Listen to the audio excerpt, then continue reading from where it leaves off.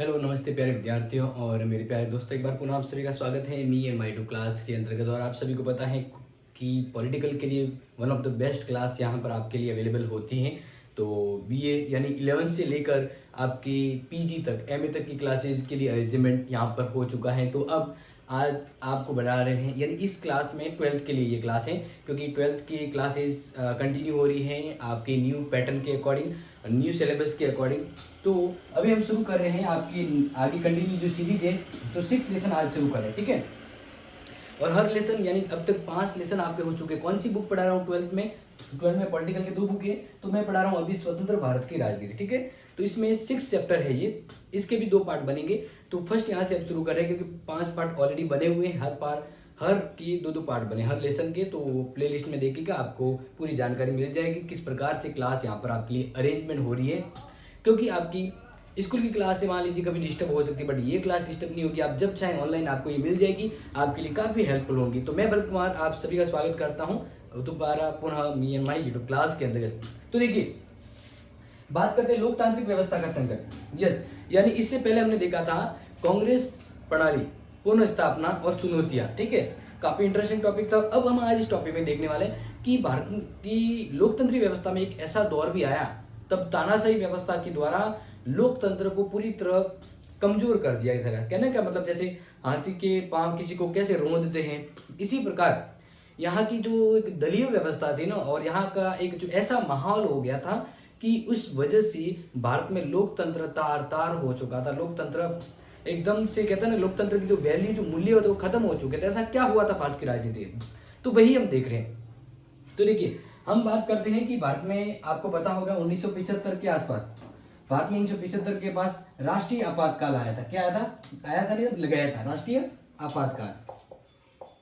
क्या लागू किया गया था? राष्ट्रीय आपातकाल लागू किया था। तो इसी कड़ी में हम देखने वाले कि राष्ट्रीय आपातकाल क्यों लगा, उसके पहले वाली जो चीजें हैं वो अभी हमें इस चैप्टर में पढ़नी है। तो जैसे कि आपको पता है कि 1971 का जब चुनाव हुआ था, 1971 का चुनाव हुआ था, तो इसमें गरीबी हटाओ, गरीबी हटाओ, तो गरीबी हटाओ का नारा किसने दिया था? इंदिरा गांधी जी ने दिया। किसने दिया था? इंदिरा गांधी ने, यानी आईजी, ठीक है ना, याद रखिएगा, इंदिरा गांधी जी ने। और इस पॉपुलर नारे के तहत उन्होंने अपनी सत्ता तो कब्जे में ले ली, लेकिन उस दरमियान जितनी गरीबी हुई थी, उस गरीबी का निपटारा वो सरकार नहीं कर पाई। यानी कहने का मतलब है कि गरीबी और ज्यादा बढ़ चुकी थी। आर्थिक सामाजिक हालत है वह अब इस गरीबी हटाओ के और सरकार के आने से कोई खास सुधार नहीं हुआ। और साथ ही साथ आपको पता होगा कि 1971 के जस्ट बाद ही क्या हुआ था? बांग्लादेश की वजह से, बांग्लादेश का जन्म हुआ, इसकी वजह से भारत और पाक में विभाजन हुआ था। तो इस वजह से आर्थिक कहता ना, एक और बोझ आ गया था भारत के ऊपर, क्योंकि इस समय पूर्वी क्षेत्र से काफी लाखों लोग भारत के क्षेत्र में आ चुके थे। उनके रहने के खाने पीने की प्रॉब्लम होगी। इसी वजह से हमें उनके बांग्लादेश को स्वतंत्र कराने में अपने संसाधन खर्च करने पड़े। तो कहते हैं ना, गरीबी में गीला आटा हो चुका था। तो कंडीशन बहुत बद से बदतर हो चुकी थी इस वजह से। इसके अलावा देखा जाए तो भारत की अगर बात करें तो युद्ध के समय, जब भारत पाकिस्तान से युद्ध कर रहा था बांग्लादेश को स्वतंत्र कराने में, तो पाकिस्तान के पक्ष में था अमेरिका, और अमेरिका ने भारत को बिल्कुल भी सपोर्ट नहीं किया। और कहने का मतलब है, भारत कुछ आयात मंगवाता था, ये चीजें मंगवाता था बाहर से अपनी जरूरत के हिसाब से, उस पर भी प्रतिबंध लगा दिया। तो ये काफी क्रिटिकल दौर था। इस समय से गुजर रहे थे। तो फिर देखिए, अगर कोई चीज अगर देश में मौजूद नहीं होगी और आयात भी बंद हो जाए, तो यहाँ देश में जो उपलब्ध चीज है उसका भाव है वो आसमान छू जाएगा, महंगाई बढ़ जाएगी। जब संसाधन नहीं होंगे, उत्पादन नहीं होंगे, तो चीजों का भाव बढ़ जाता है। तो इस वजह से अगर देखा जाए तो 1973 के आसपास, 1973 में जब आर्थिक स्थिति सही नहीं थी, आर्थिक सुधार ठीक नहीं था, तो फिर क्या होगा? महंगाई बढ़ेगी। तो फिर 1973 के आसपास तो अगर देखा जाए तो भारत में जो महंगाई है ना, वो 23% हो गई थी। कितनी हो गई थी? 23%। यहाँ के 23% महंगाई हो गई थी। और जस्ट एक साल बाद ही, यानी 1974 में, यही जो महंगाई थी ना, वो अचानक से 30% तक आ गई। कितनी आ गई? महंगाई कितनी हो गई? 30%, यानी 30% है जो महंगाई है वो बढ़ गई। अब देखिए महंगाई बढ़ने से देश की व्यवस्था और आम लोगों को ज़्यादा प्रॉब्लम होती है। देखो वीआईपी मतलब पावर जो लोग होते हैं पैसे वाले उनको प्रॉब्लम नहीं, लेकिन जिनको रोजी रोटी खर्चा भी मुश्किल से चलता है, अब एक दिन में या मान ली एक साल में भाव डबल हो जाए तो कमाई तो डबल होगी नहीं कि भाई तनख्वाह एक साल में मान लीजिए किसी के 1000 रुपये आ रहे थे तो अगले साल वो 2000 हो जाएगा, ऐसा तो होता नहीं है। तो इस प्रकार से महंगाई ने आम लोगों की कमर तोड़ दी थी और लोग फिर असंतोष, लोग कह रहे थे हमारे लिए जो लोकतंत्र है ये सफल नहीं हो पा रहा है, नहीं हम चाहते वो भी नहीं हो पा रहा था। लोग असंतोष की वजह से एक माहौल है और ज़्यादा गड़बड़ा रहा था। मतलब मैं आपको बैकग्राउंड से समझाने की कोशिश कर रहा हूँ जो आपकी चैप्टर में है कि 1975 में राष्ट्रीय आपातकाल क्यों लगाया गया और उसके पीछे और क्या वजह थी। तो इस प्रकार से देखा जाए और दूसरा क्या हुआ कि गरीब में गीला आटा होने का मतलब है कि 1972 और 73 की घटना की मैं बात करूं तो इस समय क्या हुआ, भारत में मानसून भी विफल रहा। मानसून क्या रहा, असफल। असफल का मतलब होता है कि मानसून भी सपोर्ट या सहायता नहीं दी, मानसून भी क्या हुआ, फेल हुआ। तो जब मानसून खराब हो जाएगा, टाइम पे बारिश वगैरह नहीं होगी तो उत्पादन नहीं होगा, प्रोडक्शन नहीं होगा, प्रोडक्शन नहीं होगा तो किसान और आमदनी और अनाज की भूखमरी आ जाएगी। तो इस वजह से देखा जाए तो भारत की आज तक स्थिति है वो बहुत ज़्यादा खराब हो गई, यानी बदहाली। हम क्या कह सकते हैं, इससे क्या होगी, बदहाली यानी संकट में क्या होगी, भारत की स्थिति बहुत ही संकटपूर्ण होने लगी। और इसको भारत की राजनीति में बहुत ही बड़े भूचाल के तौर पे देखा गया, क्योंकि इस समय कांग्रेस सत्ता में थी और कांग्रेस जब महंगाई पर काबू नहीं कर पा रही थी तो विपक्षी पार्टियों ने जन विरोध की अगुवाई की। क्या की, जन विरोध। जन विरोध की अगुवाई। अगुवाई का मतलब क्या होता है कि भाई जैसे कोई काम कर रहा है, अगर वो काम फेल हो रहा है तो उसके विपक्ष वाले उसके ऊपर टूट पड़ते हैं। टूट पड़ने का मतलब बुराई करते हैं। यानी अब लोग जो सरकार की यानी सरकार जो काम कर रही थी वो विफल हो रहा था, सरकार महंगाई पर काबू नहीं पा रही थी, अस्त व्यस्त हो रहा था, तो लोग एकदम असंतुष्ट थे, लोगों में संतुष्टि नहीं आ रही थी कि सरकार क्या कर रही है। तो लोगों की इस असंतुष्टि को विपक्षी लोगों ने अपने साथ मिला लिया और लोगों के विरोध, लोगों के अंदर जो असंतोष की भावना थी उसमें विपक्षी पार्टियों ने विरोध के स्वर भरकर सरकार के खिलाफ मोर्चा खोल दिया। और 1960 के दशक की अगर बात करें तो 1960 से ही कुछ छात्र दल संगठनों ने सरकारी नीतियों का विरोध करना शुरू कर दिया था। तो इसी अगर अवधि में मैं आपको बताऊं तो गुजरात और बिहार में काफी इस बड़े लेवल पर छात्रों ने विद्रोह किया था। अब देखो अगर इसके बारे में आपको थोड़ा सा मैं बताऊं तो मार्क्सवाद, लेनिनवाद के बारे में आप जानते हैं, नक्सलवाद के बारे में जानते हैं, तो ये वही हैं जो सरकार की नीतियों से खफा हैं, सरकार का विरोध करते हैं। जैसे मार्क्सवादी हो गया, नक्सलवादी हो गया या लेनिनवादी हो गया, ये सरकार की नीतियों को तवज्जो नहीं देती और इसलिए ये उन जैसे ही लोगों को एक साथ मिलाकर विद्रोह भड़का देते हैं। तो अब देखो इसी बारे में मैं दो जन विद्रोह की बात करूं जो छात्रों ने विद्रोह को बढ़ावा दिया था, उसी के बारे में देखो। तो ये फटाफट से एक एक चीज मैं आपको समझा रहा हूँ, स्टोरी की तरह समझाइएगा कि एक मूवी की तरह ये चल रहा है आपके सामने, ठीक है। तो देखो आगे देखा जाए, अब गुजरात और बिहार में छात्र आंदोलन, ये पूरा ही बता देता हूँ क्योंकि अपना पॉइंट ही नया है।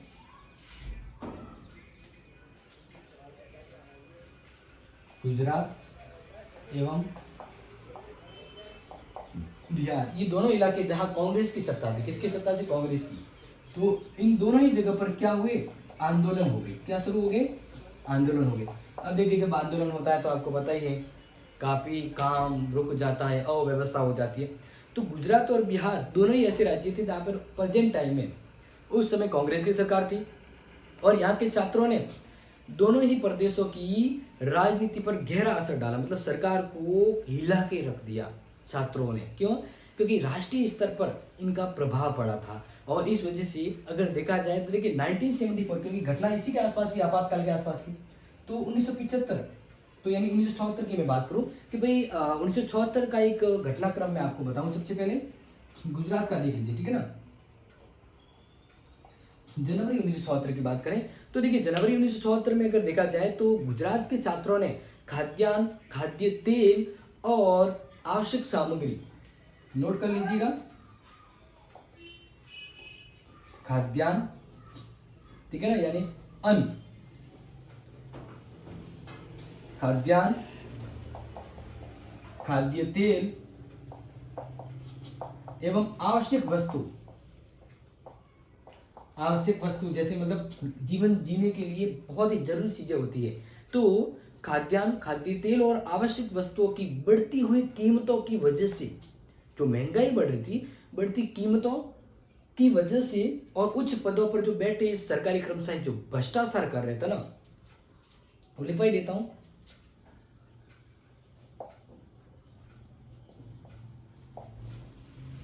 कीमतों में बढ़ोतरी, कीमतों में बढ़ोतरी एवं उच्च पद पर बैठे कर्मचारियों के भ्रष्टाचार ने छात्रों के विद्रोह को जन्म दिया, छात्रों के विद्रोह को जन्म दिया। यानी छात्र विद्रोह करने लगे, विद्रोह के लिए आवाज उठाई।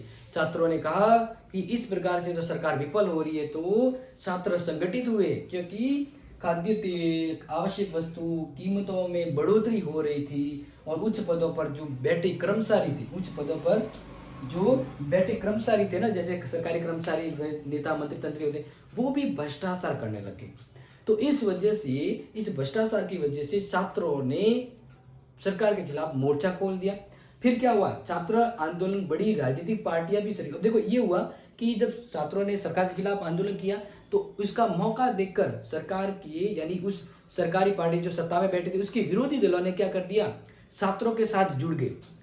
यानी मौके का फायदा कि विरोधी दलों को विद्रोह करना का मौका चाहिए था और उनको मिला छात्रों का विद्रोह का साथ। तो फिर जो राजनीतिक दल थे ना, वो भी विद्रोह में छात्रों के साथ शामिल हो गए। और इस प्रकार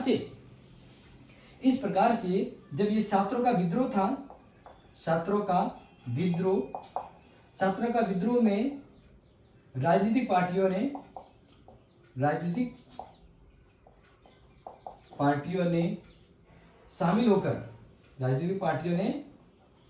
शामिल होकर विद्रोह को बड़े लेवल पे ले गए। यानी कहने का मतलब है, विद्रोह को राजनीतिक मुखौटा पहनाया गया। विद्रोह किस रूप में जाना जाएगा, राजनीतिक आंदोलन के रूप में बदल गया। यानी एक जो लोकल आंदोलन था, उसको राजनीतिक पार्टियों ने बड़े लेवल बढ़ा दिया, यानी आग लगा दी घी में।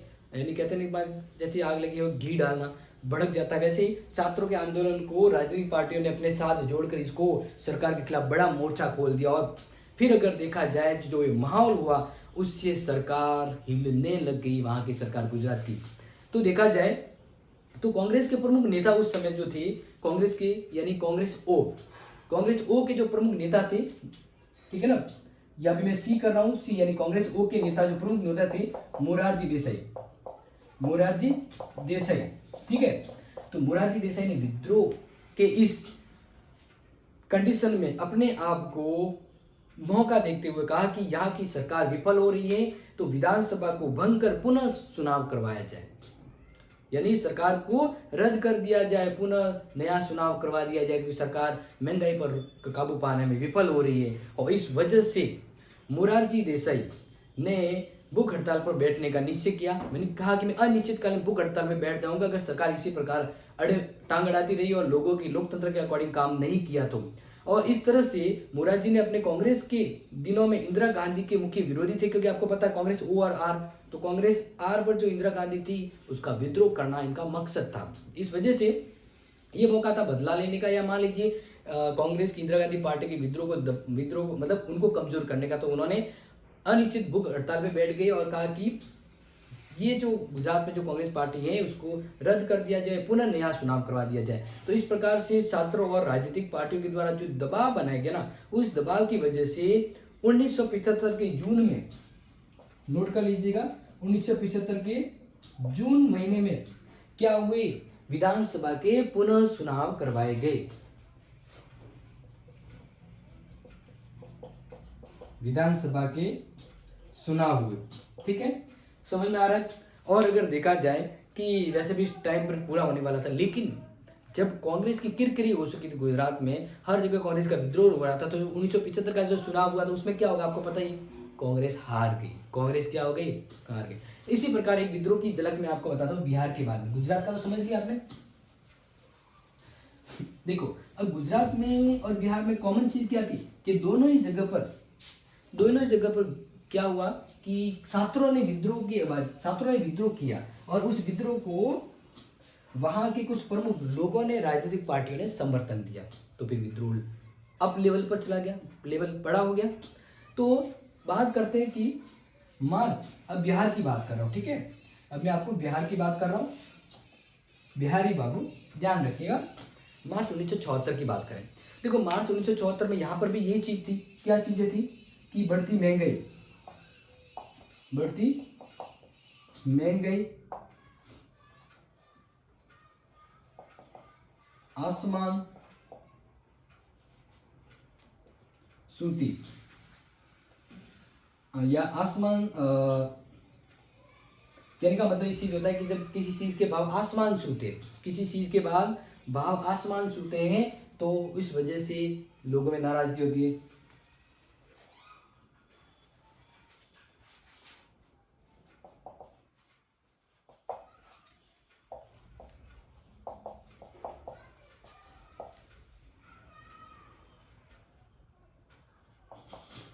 वृद्धि, वस्तुओं के भाव में वृद्धि। अब देखिए बढ़ती महंगाई, वस्तुओं के भावों में या भाव में, कहते हैं भावों में लिख दीजिए कि भाई वो जो कीमत होती है ना, भाव का मतलब होता है कीमत, ठीक है। कीमतों में तो वृद्धि होने लगी, साथ ही साथ बेरोजगारी, यानी लोगों को काम धंधे नहीं मिल रहे थे, तो इस वजह से हम कह सकते कि बेरोजगारी बढ़ी कि भाई लोगों को काम नहीं मिला था, ठीक है ना, बेरोजगारी बढ़ी, ठीक है, बढ़ी, ओके। इसके अलावा दूसरी क्या बात है कि भ्रष्टाचार, और भ्रष्टाचार यानी सरकारी कर्मचारियों ने इस गरीब बढ़ती महंगाई बेरोजगारी की वजह से भ्रष्टाचार करना शुरू कर दिया। तो ये चीजें आम लोगों को प्रॉब्लम दे रही थी, जैसे गुजरात में होता। तो इसी वजह से यहाँ पर भी क्या हुआ कि छात्रों ने आंदोलन छेड़ दिया। इन सब वजह से छात्रों ने क्या कर दिया, आंदोलन छेड़ दिया। छात्रों ने आंदोलन छेड़ दिया, ठीक है। और ये आंदोलन भी राजनीतिक रूप लेने वाला था। क्यों? क्योंकि यहाँ पर जेपी नारायण, याद रखिएगा, जेपी नारायण, जयप्रकाश नारायण को इनविटेशन दिया छात्रों ने कि भाई जेपी नारायण जी, आप हमारे इस छात्र आंदोलन को लीडरशिप कीजिए, आप हमारे नेता मुखिया बनिए और हमारे उद्देश्यों को पूरा कीजिए।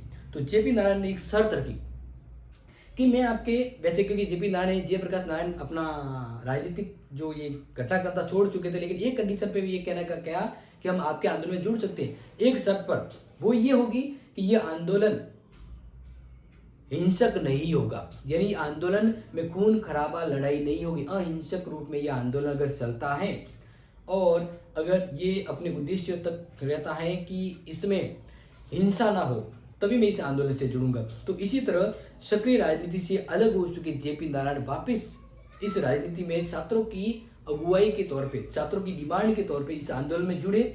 और इस छात्र के द्वारा चलाया गया आंदोलन ने जेपी नारायण के बाद, जुड़ने के बाद, राजनीतिक चरित्र ग्रहण किया। राजनीतिक चरित्र ग्रहण किया, यानी आंदोलन अब जन आंदोलन ही राजनीतिक आंदोलन बन चुका था, तो सीधा सरकार पर प्रेशर डालता है। और इस प्रकार से देखा जाए तो जेपी नारायण ने कहा कि हमें इस पूरी व्यवस्था को बदलना है, भले वो सामाजिक हो, आर्थिक हो या राजनीतिक हो। जेपी नारायण ने कहा हमें बदलाव करना है। तो जेपी नारायण ने संपूर्ण क्रांति का आह्वान किया। इसका संपूर्ण क्रांति का आह्वान, ये प्रश्न आपके आएगा, ठीक है, कि संपूर्ण क्रांति का आह्वान किसने किया? जेपी नारायण ने। और इसके तहत सामाजिक, राजनीतिक और आर्थिक, सामाजिक, आर्थिक, राजनीतिक हर स्तर पर हमें एक नयापन लाना है, एक सच्चे लोकतंत्र की स्थापना करनी। इस तरह से जेपी नारायण ने सामाजिक, आर्थिक और राजनीतिक हर क्षेत्र में संपूर्ण क्रांति का आह्वान किया।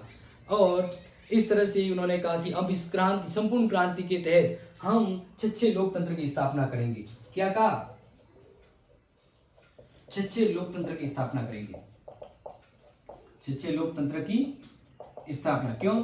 क्योंकि ये जो वर्तमान जो सरकार थी उन्होंने पूरी तरह से लोकतंत्र की विरुद्ध काम किया, तो हम एक अच्छे नियमित और सच्चे लोकतंत्र की स्थापना करेंगे। और इसी के साथ बिहार में सरकार पर दबाव डालने के लिए घेराव किया गया, हड़ताल की गई, बंद किया गया, जैसे दुकानें वगैरह बंद होती है, तो ये सिलसिला शुरू हो गया। यानी गुजरात में जैसे सरकार पर काम रोकाया जा रहा था, वैसे यहाँ पर बिहार में थोड़े बड़े लेवल पर किया गया कि हड़ताल हुई, घेराव हुआ, बंद, यानी हड़ताल के साथ बंदबाजी होता है वो हुआ, और सरकार पर इस्तीफा डालने का दबाव रखा गया कि सरकार अब इस्तीफा दे तभी हम ये आंदोलन रोकेंगे। लेकिन सरकार ने इस्तीफा देने से मना किया। तो फिर क्या होता है, ये आंदोलन और किस मोड़ पे जाता है, तो देखिए आगे बता रहा हूं।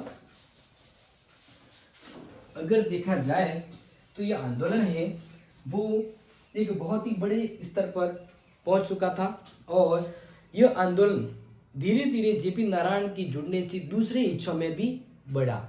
बिहार से आंदोलन अपने पास के राज्यों में भी बढ़ने लगा, यानी सरकार के विरोध बहुत ही बड़े लेवल पर ही होने वाला था। और इस तरह से जेपी नारायण के नेतृत्व में आंदोलन के साथ साथ रेलवे के कर्मचारियों ने भी राष्ट्रव्यापी हड़ताल कर दी, क्योंकि उनके समय के साथ उनके महंगाई भत्ता है या उनकी सुविधाओं में सुधार नहीं किया जा रहा था, तो रेलवे कर्मचारियों ने भी हड़ताल कर दी थी। लेकिन वो सफल नहीं हुई, क्योंकि उस पर सरकार ने उस क्रांति को रेड हड़ताल को किसी न किसी तरीके से कैंसिल करवा दिया था। लेकिन अगर देखा जाए तो रेड हड़ताल से राष्ट्रव्यापी काम ठप होने वाला था, बट ये आंदोलन है वो अपने मंसूबों की ओर जा रहा था, अपने बड़े लेवल की ओर जा रहा था। तो फिर 1975 में जेपी नारायण ने 1975 में जेपी नारायण ने संसद मार्च किया।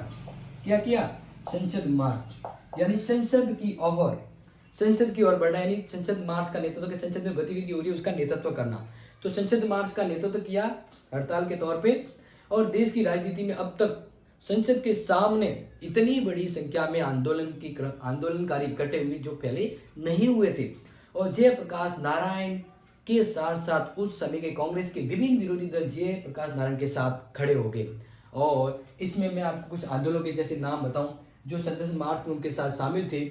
तो एक तो बात करें, कांग्रेस विरोधी एक पार्टी थी जिसको खुद ही कांग्रेस वो कहते हैं, कांग्रेस वो कह सकते हैं। इसके अलावा भारतीय लोक दल,